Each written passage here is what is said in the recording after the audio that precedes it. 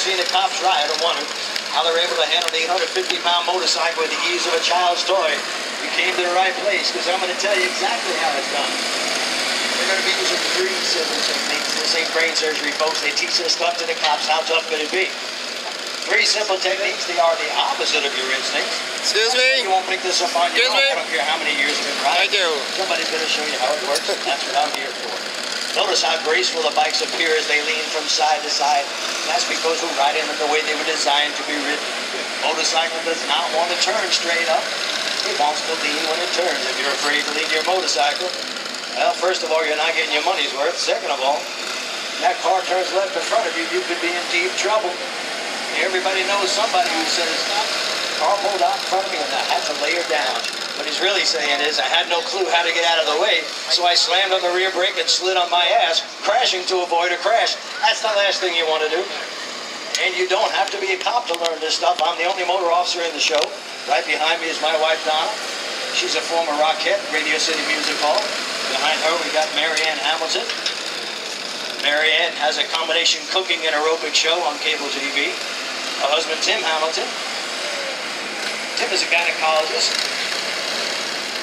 It says, in spite of the bad economy, business is looking up. And bringing up the rear, we've got Ken Lahado. Ken works at the Miami Zoo, circumcising elephants, says the pay's not too good, but the tips are big. So you don't have to be a cop to know this stuff. You should know that a good rider should be able to bring the motorcycle to a stop without putting their feet down, whipping around in one smooth motion. The whole reason the cops use motorcycles is because of their maneuverability. Now I'm going to stop and talk to you for a couple of moments, tell you what this is all about. For those of you who don't know me, my name is Jerry Palladino. I'm a motor officer instructor. I'm the maker of the Ride Like a Pro video. You might have seen me on Speed TV or Born to Ride television, or read my articles in Bagger Magazine, Full Throttle, Born to Ride magazine. And I want you to know I wasn't born knowing these techniques. So many people think they were born knowing how to ride a motorcycle. Guys, only guys think that. They think they came down the chute and the doctor said, here's the keys to a motorcycle you could ride. But come on, guys, the fact is, when you were born, you were fat, you were bald, you were crapping in your pants, and if you want to live long enough to go out of the world the same way you came into it, you owe it to yourself to learn how to ride. In my case, I was taught by the Florida Highway Patrol. I was the only deputy in the class with 15 state troopers. Do we have any state troopers in this crowd? Anybody here? State trooper? You know, the trooper stops you, you're getting a ticket. There's no getting out of it. But a lot of people don't know why that is. But 30 years ago, all the troopers in America went on a commission basis. Yeah, they get to keep half the money from those tickets. So the next time a trooper stops you, as he's writing that ticket, I want you to say, the only reason you're giving me that ticket is because you're on commission, because they love when you say that. Oh, they'll start laughing. They'll say, never mind, you can go. First day of training, they had us out in a big parking lot. We were standing at attention, and here comes this guy on a brand new police bike, and he held up the keys, said, anybody here know how to ride? And I looked up and down the line, nobody raised their hand, so I put my hand up, and as soon as I did, I knew I'd made a terrible mistake. I knew that because the trooper next to me said, you just made a terrible mistake.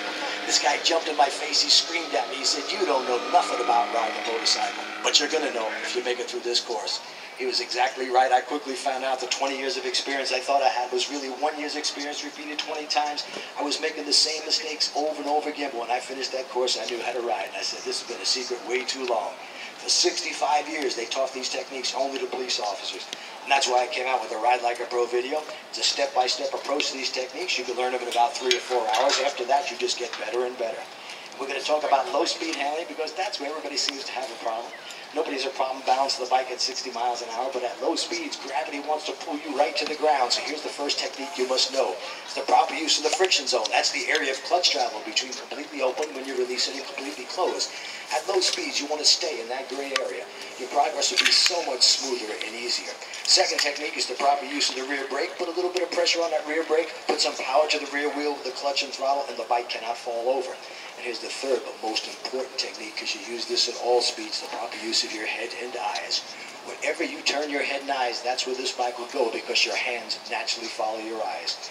The easiest way to figure this out is to start what's commonly called the slow race. Now for training purposes, slow means it's about a quick walking pace. What you want to do is have somebody stand, 100 yards or so in front of the motorcycle. You want to focus on that person's face as you ride slowly towards them. And the reason you're doing that is because your instincts are going to tell you if the bike gets a little unsteady to look down. Don't do it. Keep your head and eyes up. focus on that person's face. Get in that sweet spot of the friction zone. You know you're in the sweet spot if you can rev the motor without picking up speed. Right about here is perfect. Got just a little bit of pressure on the rear brake. You can even have that person walk alongside the bike to make sure you're in proper training.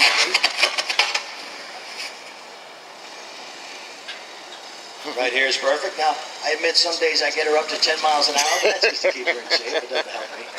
In about 20 minutes, the average person figures out how much easier it is to control even the biggest, heaviest motorcycle simply by staying in the friction zone. Turn my head and eyes, the bike goes where I'm looking. Wherever I look, that's where this motorcycle will go. Next thing you have to do is get over your fear of leaning the motorcycle. The further you lean the motorcycle, the tighter the turn you can make. The easiest way to get over that fear, have somebody stand in the center of the circle. Start with big circles, leaning the bike just a little bit. Each time you go around, you want to lean it a little further, till eventually you get to where you can put it right on the pegs of the floorboards, and you hear that scraping sound. It just says you've reached the limit of the lean angle, not to go any further. But you got to find those lean limits at low speeds under controlled conditions, not when rounding a turn at 50 or 60. And then you'll be ready for the elusive U-turn on the side street. So many people have a problem making that U-turn. Let me see a show of hands. Anybody here willing to admit they got a problem making a U-turn? A couple of you. All right. Now, the other people didn't put their hand up. You might be misunderstanding me when I say having a problem making a U-turn. If your U-turn looks like this, this is a problem. If every time your bike drops below 20 miles an hour, you suddenly turn into a little girl who just took the training wheels off the first two-wheeler. This ain't right, folks. This is embarrassing.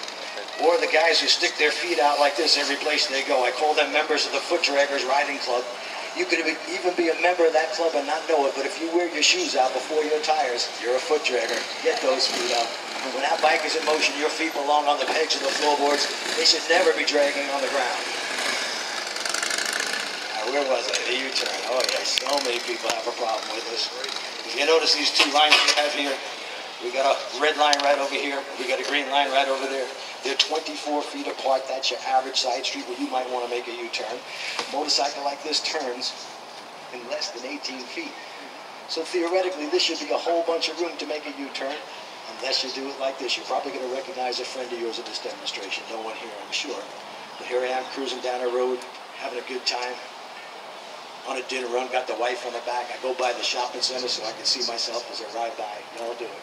Some of you go around 2 or 3 times like this. Look, honey, that's me. I look like a biker, don't I? I got a do-rag, got a black vest. I must be a biker. I even put a chain on my wallet. I don't know what the hell it's for, but my buddy got a chain, so I got a bigger one. Now, his wife, she looks at her reflection, and women are more critical. She says, honey, do these chaps make my ass look big? He says, no, you look great. She says, because I'm big boned. Maybe I should have got something else. He says, no, you look great. They're cruising along. She says, you know, when you were busy looking at yourself, you missed the turn. We're going to be late for dinner. Make a U-turn and go back. Now, he's afraid to make this U-turn. He doesn't want to get anywhere near the curb, so he starts the U-turn 5 feet from the curb. He just lost 5 feet of the space. Next thing he does, he doesn't want to hit that curb, so he looks at it. He stares at the thing he doesn't want to hit. The bike goes wherever you look. The more he stares at it, the closer he gets to it. It's like a strange force is pulling him right to that curb, and he gets here and he realizes he's not going to make it. Now he's got to back up an 850-pound motorcycle with big mouth on the back, and that's not easy. And he's struggling. And finally says, honey, you been using that treadmill I got you for our anniversary? She says, well, you fat man. She says, you think I'm fat? I'm not fat. I just got big bones. He says, honey, I think it might be your big ass. Now get the hell off the bike. And now we got a full-blown domestic situation when good rides turn bad. She's never getting back on that bike, but I'm going to show you how to do this the easy way, using technique instead of instinct. Your instincts are always wrong when it comes to riding a motorcycle. Think of your brain as a politician. What it tells you sounds good. It just doesn't work in the real world. But technique always does. First thing I'm going to do is get my front tire close to the curb on the right. As soon as it gets there, I turn my head and eyes, and I look behind me because that's where I want to go. As you can see, I got plenty of room. Front tire goes here, head and eyes go back here. Absolutely nothing to it. Friction zone, a little bit of rear brake.